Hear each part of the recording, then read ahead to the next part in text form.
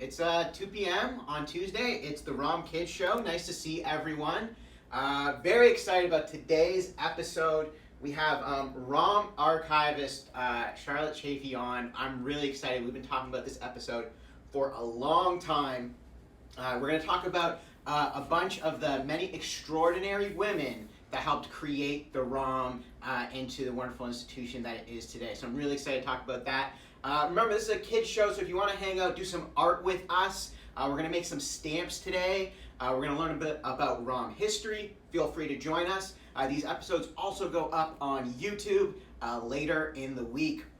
Last week we had Julie Tomei, ROM educator, on talking to us about constellations and how constellation stories have been told all around the world by so many different cultures. I think the week before that we had Craig Cipolla on talking to us about what was that? Experimental archaeology. So you can check out all the episodes. They're up on YouTube, and we're coming at you live right now. I feel ready to do the theme song portion of the event, and then we'll get started with our art and meet our special guest. Welcome to the ROMKids Show with me. We'll do some crafts and tell some stories. Let's talk about science, art, and history. Welcome to the ROMKids Show, starring you and me. Nice, that's the theme song portion of the show right there. Let's move on over to the art table and see what we need to collect around our house to do our activity today. So inspired by one of the ROM's great artists, Sylvia Hahn. She used to do a lot of block printing. What we're going to do today is we're going to do some block printing ourselves. So what do you need? You need some sort of foam-like material, okay? Now, you can straight up just buy this foam. That's what we do at our camp. But you can also use things like a meat tray if you have one of those at home. Any sort of just thin foam that you can carve into, okay? For this really, really fun, really, really easy activity. If you don't have that, another thing you could do is you could get yourself a potato, cut it in half, and use that to do your engraving in. Because what we're going to do is we're going to use sort of a blunt but sort of powerful object. I'm using a pencil right here to carve into our sheet. And then what we're going to do after that, whatever design or word we write on here, we're then going to put some paint on top of it, and then we're going to print on some paper, and eventually you'll get something like this, okay? It's really fun, it's really easy to do, and it's something that you can do a lot of. If you ever want to make cards, this is a real fun way to do that, okay? So remember, grab yourself a pencil or something that you can sort of dig into your foam sheet with. Get yourself some paint. We are using gold paint today because I had a lot of it. Grab yourself some water and a paintbrush, and then a piece of paper for you to stamp on, all right? So while you're grabbing all those things, I want to welcome to the show, Charlotte, archivist at the ROM. Welcome to the ROMKids Show. Hi, Kieran. Nice to see you. This is really exciting. We started talking about doing a show like this a couple months ago, and I'm so excited that we get to tell the story of some of the ROM's most remarkable women. Now, one of the things that I want to know, Charlotte, is what does an archivist do? What do you do at the Royal Ontario Museum? So an archivist is a little bit like a librarian. Except we deal with things that are not published. So we deal with letters and photographs and minutes of meetings and all kinds of things, architectural drawings, sound recordings, and I keep them. And so I'm kind of the keeper of the ROM's memory about itself. And that is such a good way to put it. The keeper of the way the ROM remembers itself. Oh my gosh. That's so fun. That's so fun. Now, I remember when we were moving out of the planetarium, you were really important in collecting a whole bunch of things that were left behind there to hold on to our history. What's it like being the person who sort of keeps the stories going of the ROM? It's really cool. You get to find out all kinds of facts about people who used to work at the museum, about the way the museum used to be. Sometimes I feel like I'm living about 20 to 40 years in the past, though, because I tend to know about things after they've happened. Yeah, there's so many interesting stories, but it's also interesting because sometimes there are stories that are not quite true. So when you look in the archives, find out sort of how stories became embellished over the years. I know that one of the ones that I learned from you is I used to have a very sort of sterling, sort of pristine view of Charles T. Corelli, the founder of the ROM. And then I found out that he had some disagreements with the person who had my job, who made our camps many, many decades ago. So now I have a slightly less favorable view. But I also have an even more sort of favorable view, if you will, of extraordinary women that have worked and created the ROM. So let's dive into this, but first. So just what I'll be doing while we're having our conversation with Charlotte is I'm going to be engraving into our piece of paper right here so that I can get something to print with. Now, it's really, really important that you don't make a mistake that I made several times yesterday, is I made a print that says the ROMKids Show, just like that. Like I wrote it normally. And then I went to print it, and I realized when you do that, it prints backwards. So if you're going to write letters, write the letters backwards so that when you print it, it will print properly, okay? Don't make the same mistake that I did. In our house, we learned that failure is not necessarily a bad thing, but it's a way that we learn, okay? So sometimes we try something out, we make a mistake, and when we learn how to not do that again. And so that's what we did in our house yesterday. Okay, so I'm gonna work on my design right here. Charlotte, take us back. The ROM is a younger museum because it's only like 100 years old compared to some of the other ones out there. But the ROM is sort of interesting in that, you know, I think we know a lot about how stuff gets into the museum, okay? We've spoken to curators and scientists and project managers who told us about all the really cool science and history that they've done, and then like put that on display in our galleries. But where does like some of this money come from? Because like we need money to do this sort of thing, right? And I know that Charles Corelli, his whole idea was to have a world-class city, we needed to have a world-class museum, but you're gonna need some world-class resources to do that. So can you tell us a little bit about that? Totally. So a lot of the time with natural history specimens, you can, or used to be able to just go pick them up. But with things in the art and culture area, you're either buying them from vendors or sellers, or you need the resources to pay to ship them. And so a long time ago, Corelli developed a relationship with a woman called Mrs. H.D. Warren. And she was one of the very important founders of the museum. And we don't often hear about her because she wasn't a collector in her own right. A lot of our early founders had valuable collections that some of the ROM collections were based on. And so they're pretty famous. You hear about them a lot.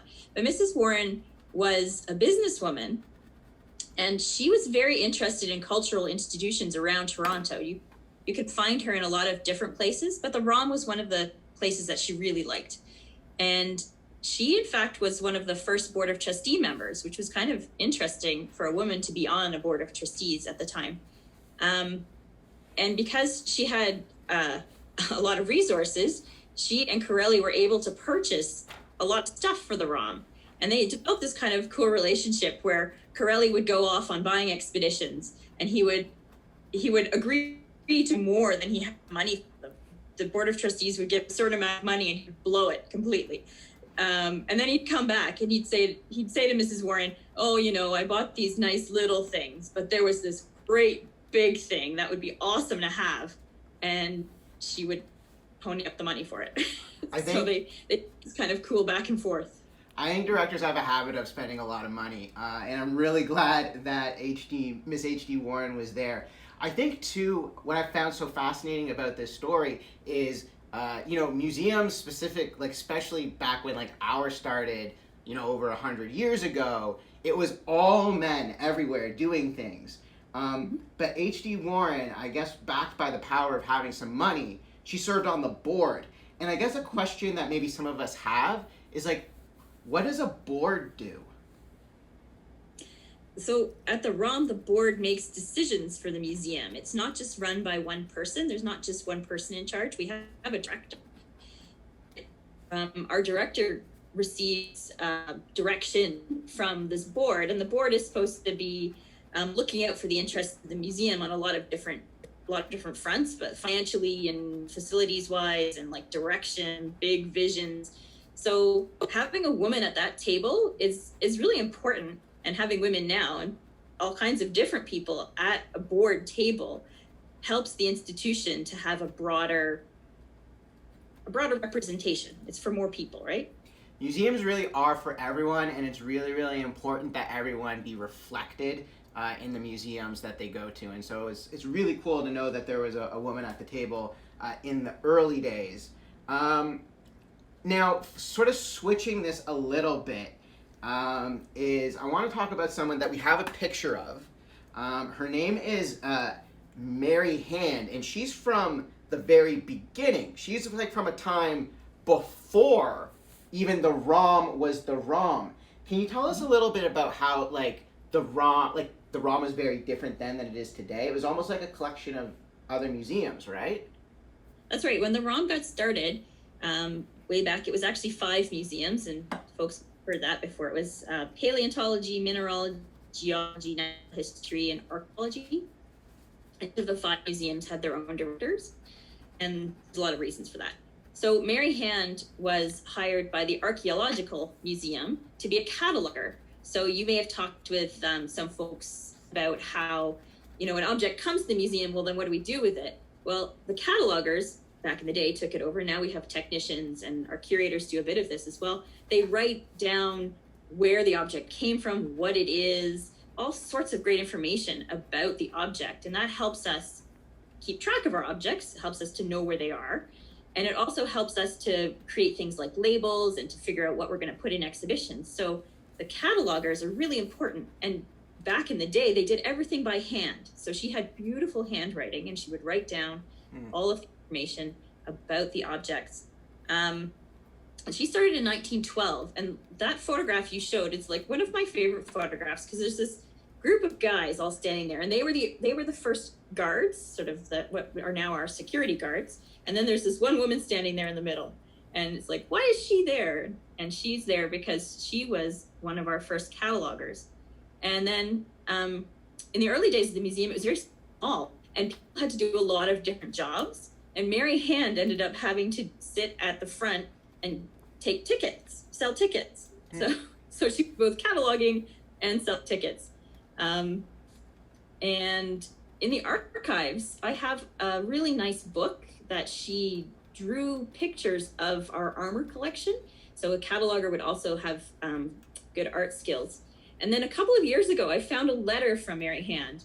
And because there were 5 museums, she had to get permission from all of the directors if she wanted to do something. So this letter is asking one of the directors if she could have a lunch break. What? And poor Mary Hand got abandoned at this desk, and she wanted to go off and have some lunch.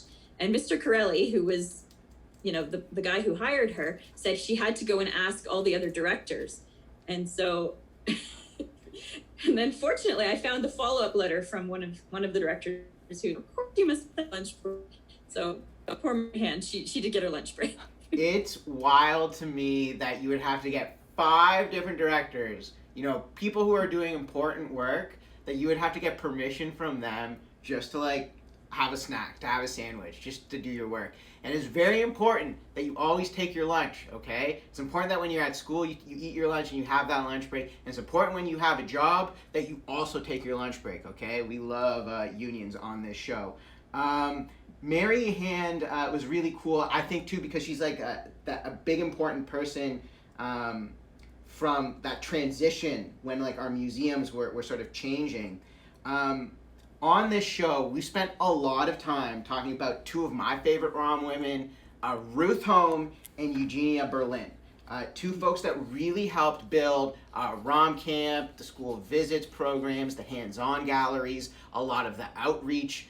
We did an entire episode just about Ruth Holm and Eugenia Berlin, where we also made ice cream and talked about the history of ROM Camp. It's up on YouTube. It's up on the ROM at Home website. So definitely check that episode out. So we don't have to talk about them today because we literally did an entire episode. But there's some other really, really important women who helped create a lot of like the school learning and helped visitors here at the museum. Can you tell us a little bit about them? Yeah, for sure. One of my favorite people is a woman called Margaret McLean, and she was one of the very first paid museum guide. So she was a self-educated person. She didn't go to school or university, but she spent a lot of time in libraries, and she traveled a lot. Her father worked in Japan for a time, and this was back in 1908, 1909. And Charlotte, is this the picture of? That's the picture. Okay. So this is in Yokohama, and it's sort of unusual to find a picture of a Westerner in a Japanese setting, but that's Margaret McLean, and actually that postcard went all over the world. Nobody really knew it was Margaret McLean, but a ROM researcher discovered that, which is kind of a cool quirk about her. But she was a very interesting woman. So she would travel in China and Japan on her own in a time when women really didn't do that kind of thing. And unfortunately, her father died, and she returned to Canada, but she wanted to continue learning, and she eventually came to the museum in about 1915. So it had been open for about a year, and she was studying, and people would come into the collections. They would use the library, and she was one of those people. She was always there, and she could see in the galleries people walking around, and they were looking at the things in the cabinets, and there wasn't a lot of text. There was little labels. Now we have interpreter planners. People plan our exhibition to help explain what you're seeing. But then it was just like a lot of stuff in a cabinet, and people didn't understand what they were seeing. And even now, if you have somebody who's telling you about an object, it really brings it to life. And so she thought, the ROM needs somebody to explain what all this cool stuff is. It's amazing.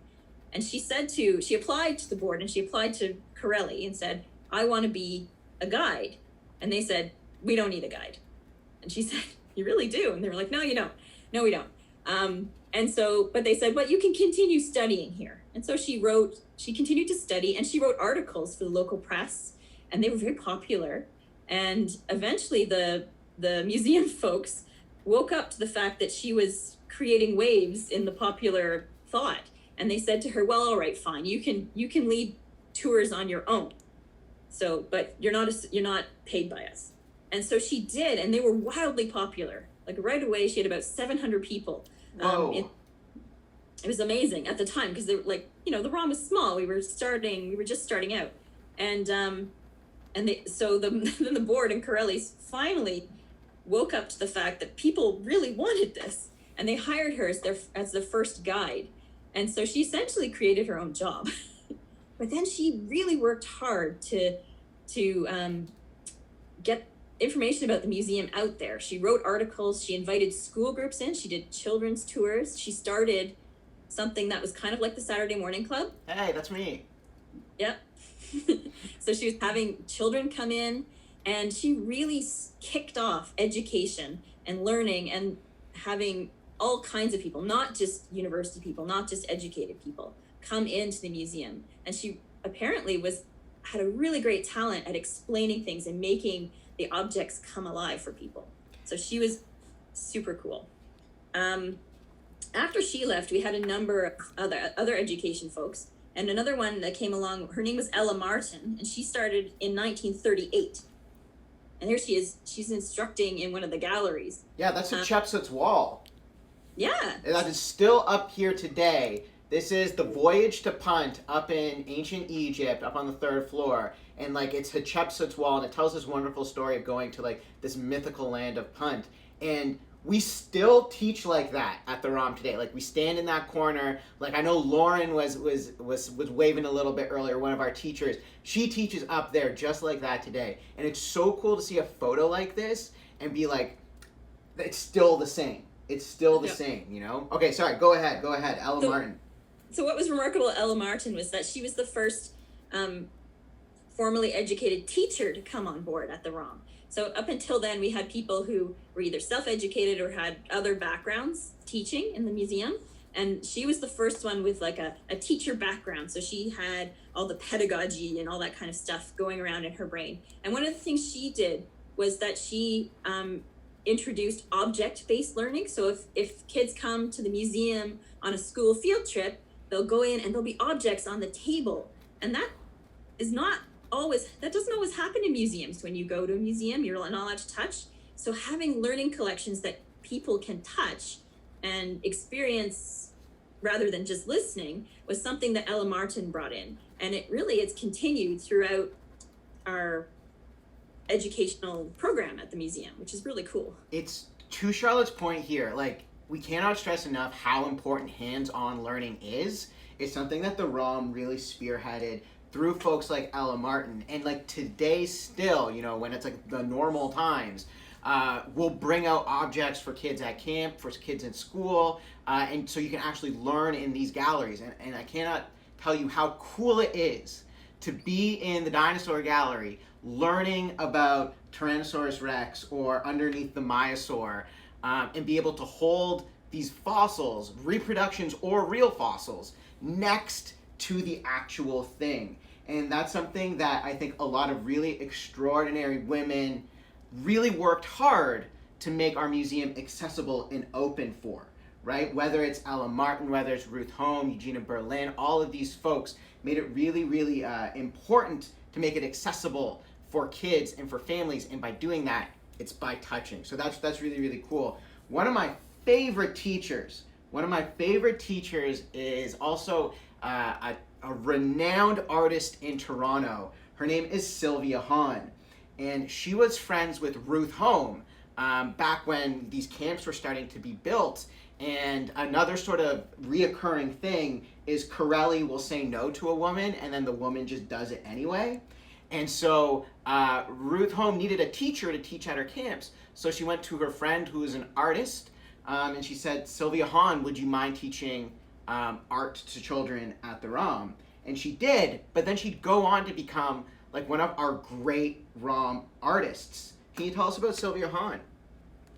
Yeah, so I think you've talked to Georgia, right? So we know how important artists are to the ROM. We've talked about Georgia, but we haven't talked to Georgia on the show yet. But she's absolutely... Oh, no. That's okay. We love Georgia on this show. We'll get her on at some point, but please keep going.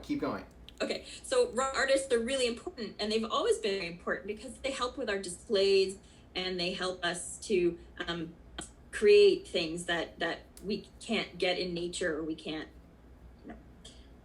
reproduce. So Sylvia Hahn was both an artist and she worked at the museum. So for part of her career, she would spend 6 months doing her art and 6 months at the museum. And she did all kinds of stuff. She was she ended up the head of the art department, and she did exhibitions. So she would do things like creating models of Greek setups, mm-hmm. and paint murals on the wall and all kinds of stuff like that. And it's fun because she's still around the museum. If you're in the museum, one of the things that still shows, and it's the biggest thing, is in the Corelli Gallery, there's a big mural of a jousting tournament. And Sylvia Hahn did that painting. And the people watching the tournament are ROM people at the time. And Corelli himself is the fella sitting with the banner. Yeah. So she did these little caricatures of ROM people, but she's still in the galleries. You can still see evidence of Sylvia Hahn in the galleries today, and I think that's really cool.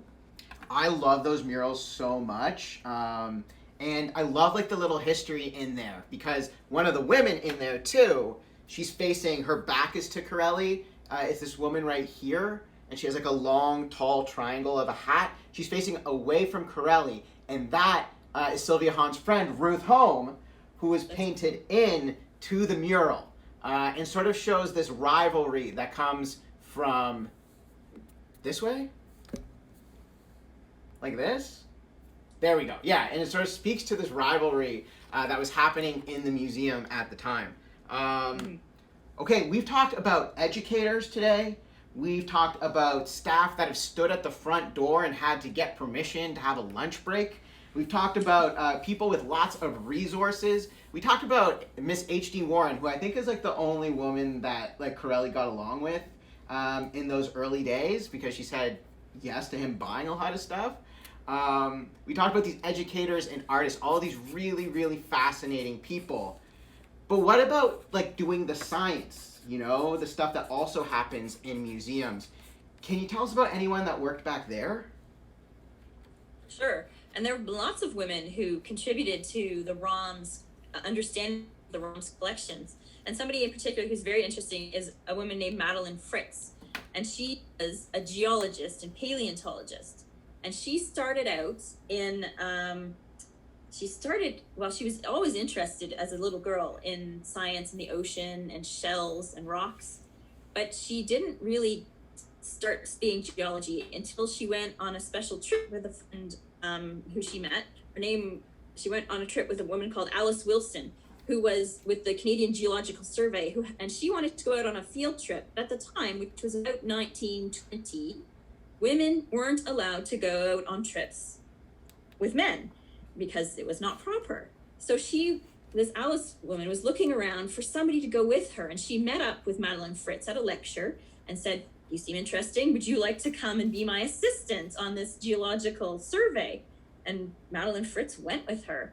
And they spent about 6 weeks around Lake Winnipeg collecting samples and just out there and in the bush. And when she came back, Madeline Fritz left her teaching and she went to study geology at the University of Toronto.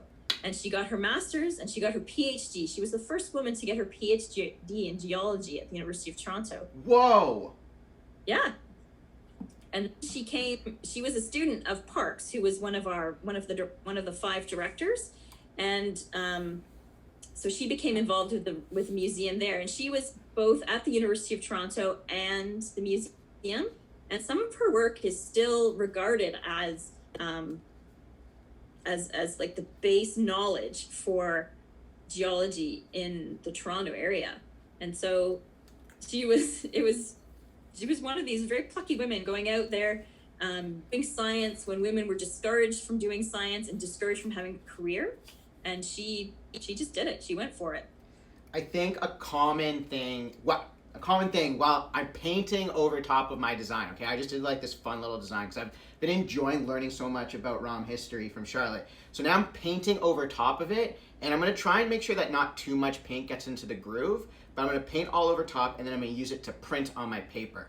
A common theme though, with many of these women that we're talking about today is perseverance, is being said no to, but then finding a way to make it happen, which I think is really important because, today it's a little bit different than back then, but there's still lots of people that need to fight to be able to do the things that other people are allowed to do. And so these are really fascinating stories about the ROM. Now, before I print this, I do want to sort of acknowledge that we've spoken about a lot of really extraordinary women, but all of these women have been white, which makes sense considering the time that we're from, okay? And we sort of talked about off the top that representation really, really matters. And that's really true. And so you can even look back at some of the other women we've had on our show over the last couple episodes. We had Jeanette Kwayakshith on to talk about truth in museums and reconciliation, and she has an important role at the ROM today as our Indigenous learning coordinator here at the museum. She works with all levels of the ROM to make the museum more accessible and so that we can teach Indigenous histories, perspectives, and like views from today throughout the ROM. And so that's one really important woman of color at the museum today, and you can go back on YouTube and see that video. We also have Anlit Manga as well, who's a project manager at the museum. She's exceptionally qualified, done a lot of schooling for it. And she helps like exhibits get made and projects run, and she's exceptionally organized and really makes, the inside of the ROM work. So, there are today, we're getting better, these types of institutions still seem to be sometimes a little bit not as inclusive as they should be, but we're trying to do that to be, museums need to represent everyone, and that should be reflected in the galleries, and it should be reflected by the staff as well. But it's been really, really cool to learn about all of these, these women through history. Now, I hope that your stamp is going to turn out a little bit better than mine, everyone, because I got really, really distracted by how awesome of like these history lessons were from Charlotte. But let's try this out. Also, I don't want to make too much of a mess, but see, I painted over top of it. All right, I've tried to keep a little bit out of the grooves. If you're doing this with a potato, I'm sure it's going to look a lot better than mine. But like, let's put it down and see what it looks like. Charlotte, I hope you like art. I love art. And I know your kid does too. Let's see. So I'm pushing down really hard on top to try and get that imprint. And will I be rewarded? Sort of rewarded. Now, to prove to you that I can do this right, this is the one I did yesterday of the ROM, right there. And then you can see that the imprint really turned out, okay? So make your indents really, really big, really, really wide, and as deep as you can without breaking it, and you'll get a really cool imprint. If you have a roller as well, that might work too. And try it out with different types of paint, okay? We did have one question from the feed of where were the murals that Sylvia Han painted that are still on display today, and that's in the main gallery. That's in the Corelli gallery at the ROM. It's the one that has a Prosorlophus, a dinosaur, a Buddha, there's a knight, there's all different sorts of things. It's that main gallery. And definitely when you come in, look at those walls, look at those murals, because not only is that like a beautiful piece of art, not only is it sort of representing a period of time from history, but the Corelli Gallery used to be the like the medieval section, and that's what these murals are from. And you can see how like the museum has changed and evolved over time, but we still have this remarkable piece of artwork. Any final words, Charlotte, before we sign off? It's been really nice talking with you. It's one of the things I like the best is chatting with you, Kieran. I've missed that, so it's really fun. Thank you for inviting me on your show today. Thank you to everyone. This was an awesome show. It'll be up on YouTube in a couple days. Charlotte, everyone, incredible archivist, keeper of the ROM stories, keeping sort of the spirit and energy and the history of the ROM alive. Let us know how your artwork goes. Otherwise, we'll see you next week, Tuesday at 2 p.m. for the ROMKids Show. Stay safe, wear a mask. We love you. Bye, everyone.